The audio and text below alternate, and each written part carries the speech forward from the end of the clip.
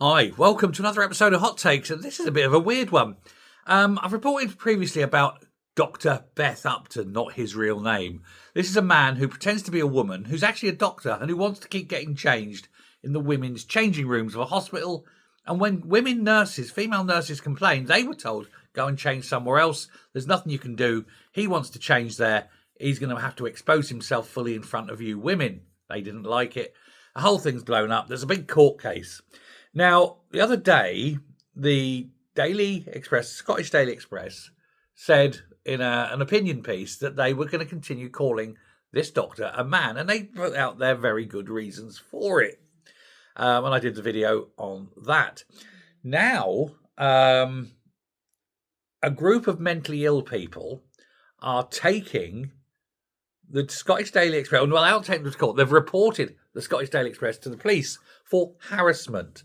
How dare the paper call Dr. Upton a man when he's clearly a woman?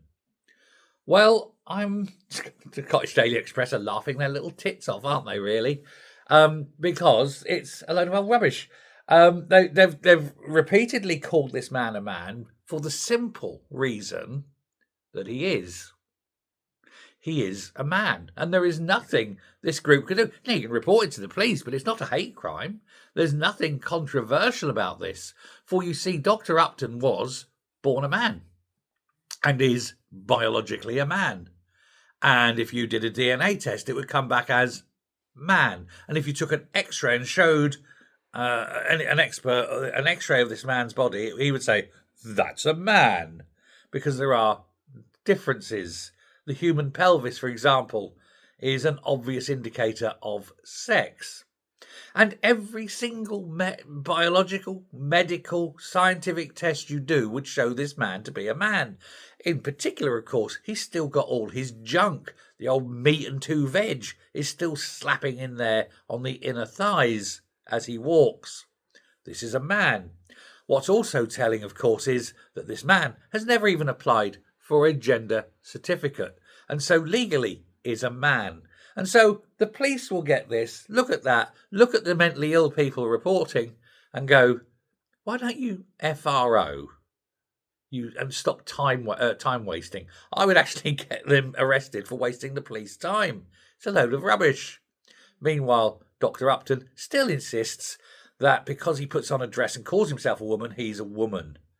That's strange, isn't it? How the left insists that you can change the name of things because it's convenient, and yet moan when President Trump decides to call the Gulf of Mexico the Gulf of America. Oh, you can't change names like that. That's an irony, isn't it?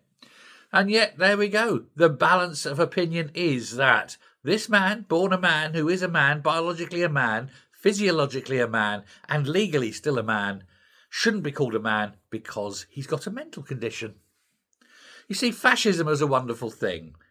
They say you are not allowed to say things. That's fascism. When your speech is controlled, that's fascism. And they don't see themselves as fascists, and yet they're trying to control speech. Now, if Dr. Beth Upton wants to call himself a woman, that's up to him. He can call himself whatever he wants. What he can't do is force us to accept his delusion. I live in a world of reality. The reality is, he's a man. And the Scottish Daily Express say that, and the law says that, and everyone says that, except for the mentally ill. Thanks very much. Bye.